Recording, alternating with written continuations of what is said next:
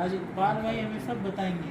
हाँ, क्या क्या क्या पूछेंगे पाल भाई से? आप पूछिए। हमारा सक्षम भाई, हाँ तुषार भाई, हाँ। छवि बहन, हम्म। सीमा बहन, जी। आप लोग जयपुर से आए हैं। हम्म। इनके पापा दीपक जी। हम्म। कोई बात नहीं। हाँ आज सक्षम तो कई बार आ चुका है शांतिवन में। हाँ। मैं बचपन से आ रहा तुषार हूँ, और छोटा छवि था पहले तब। आए थे, छोटे थे, बचपन में आए थे। हाँ अभी बड़े होने के बाद अभी आए थे। तो आप लोग शांतिवन में आज कितनी तारीख है? 19 जून 2024 को आए थे। तो आप लोग ब्रह्मा कुमारी इसके बारे में जानते हैं कुछ? नहीं जानते? थोड़ा बता। ये प्रजापिता ब्रह्मा कुमारी ईश्वरीय विश्वविद्यालय की स्थापना सन 1936 में शिव परमात्मा ने प्रजापिता ब्रह्मा के द्वारा इस यज्ञ की स्थापना की।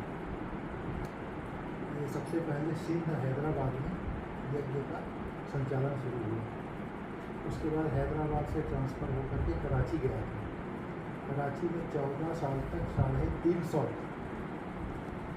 जो समर्पित भाई बहन थे यज्ञ वक्त करने को, वो लोग कराची में रहते थे 1936 से लेकर 1950 तक।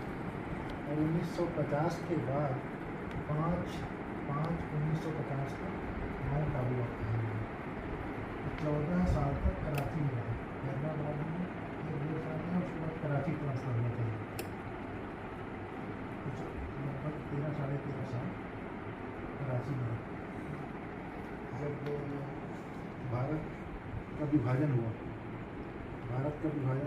फिर भी वो लोग लगभग 47, 48, 49, 50 लगभग 3 साल पाकिस्तान में रहे। फिर उसके बाद फिर ट्रांसफ़र होकर के यहाँ माउंट आबू हमारी मनमोहन जी थे, उन्होंने आकर के जगह देखा माउंट आबू का। यहाँ राजाओं की हवेली होती थी बड़े बड़े, तो 350 व्यक्ति कहाँ रुक सकते हैं। तो यहाँ आकर के देखा उन्होंने, एक भरतपुर कोठी लिया, फिर उसमें आकर के शिफ्ट कर दिया। तो 1936 में जब परमपिता परमात्मा शिव, तो जो ब्रह्मा बाबा का चित्र देख रहे हैं ना, ये ब्रह्मा बाबा साथ, पहले इनका नाम लेख राज था। ये हीरे के व्यापारी थे। कोलकाता में इनका बहुत बड़ा व्यापार था। सारे भारत में जितने राजाएँ महाराजाएँ थे, उनके घर में जा कर के वो सिंपल दिखाते थे, उनके साथ इनका व्यापार था। और इस शरीर से भिन्न है, इस शरीर से आत्मा निकल जाती है, तो शरीर तो यहीं पड़ा रहता है, आत्मा चली जाती है, शरीर निर्जीव हो जाती है। इसमें जो जीव है उसको कहते हैं आत्मा। वैसे ही आत्मा का पिता परमात्मा है। तो परम पिता परमात्मा ब्रह्मा का तन का आधार लेकर के इस यज्ञ का स्थापना किया। और यहाँ पर मनुष्य के जीवन में जो दुख अशांति आई हुई है, उसको दूर करने का मार्ग होता है। सभी मनुष्यों का जीवन कैसे खुशहाल हो, सभी यहाँ पर जो हम लोग राजयोग का अभ्यास करते हैं, राजयोग का अभ्यास करने से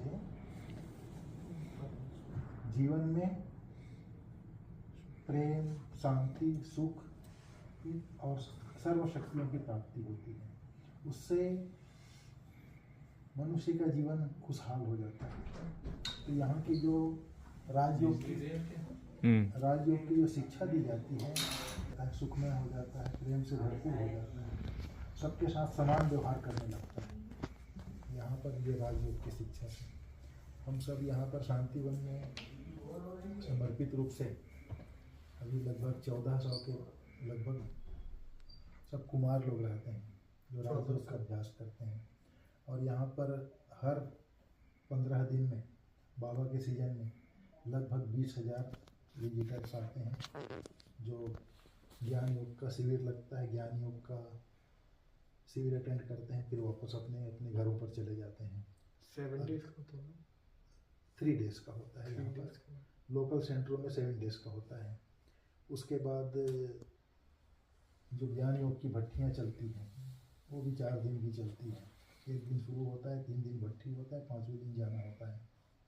तो इस तरह से अभी लगभग 10,000 के लोग आए हुए हैं सब आकर के अपना यहाँ पर राजयोग का अभ्यास करते हैं, योग भट्टी करते हैं, फिर अपने अपने घरों पर जाते हैं।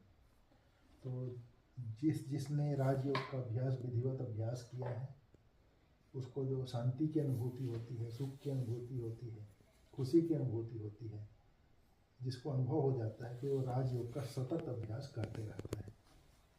और ये राजयोग का अभ्यास करते हैं तो हमारा जो संस्कार शांतिमय, सुखमय, प्रेममय, आनंदमय, इस तरह का जो संस्कार बन जाता है, वही संस्कार लेके हम फिर आगे की यात्रा पर जाते हैं।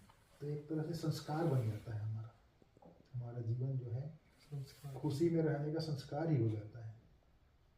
तो उसके जो इसकी शिक्षा जो है, उसके लिए जो राजयोग का अभ्यास करते हैं, राजयोग का 4 स्टेप होता है।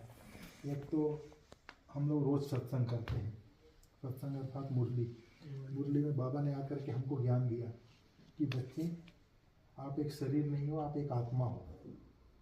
कौन है आप? आत्मा है। ये शरीर से भिन्न मैं एक आत्मा हूँ। आत्मा का ज्ञान देता है बाबा। आप कहाँ से आए हैं, आपका पिता कौन है। जैसे हम परम धाम के रहने वाले हैं, हमारा पिता परम पिता परमात्मा है। तो परमात्मा पिता श्रीमद् भगवद गीता में जो बोला है, यदा यदा ही धर्मस्य ग्लानिर्भवति भारत तदात्मानम् अभ्युत्थानं सृजाम्यहम्।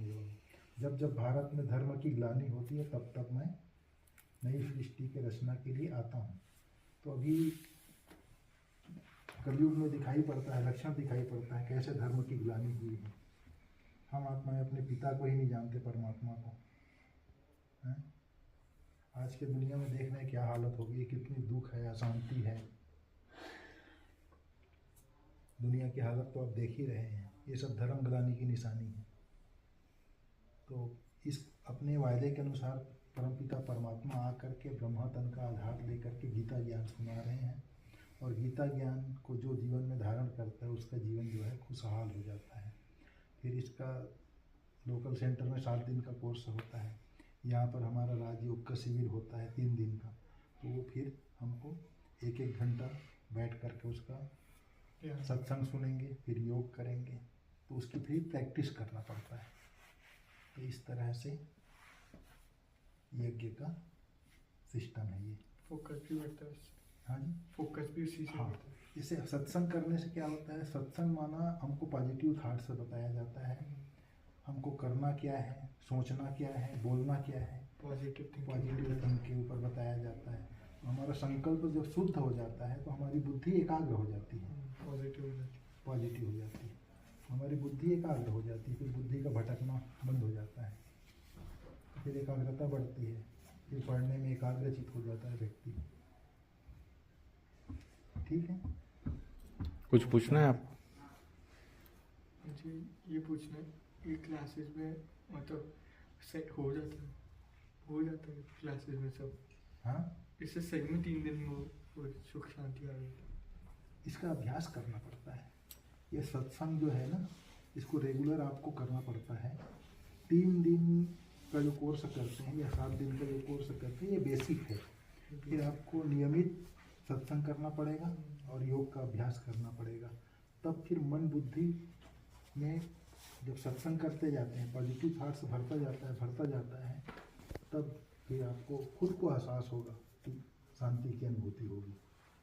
ये ऐसा प्रोसेस है इसका। 3 दिन सिर्फ सुनने से नहीं होता है, इसका अभ्यास करना पड़ता है। जब तक आपका संकल्प अर्थात थाट पॉजिटिव नहीं हो जाएगा, तो फिर शांति की अनुभूति नहीं होती है। उसके लिए संकल्प को पॉजिटिव बनाना पड़ता है।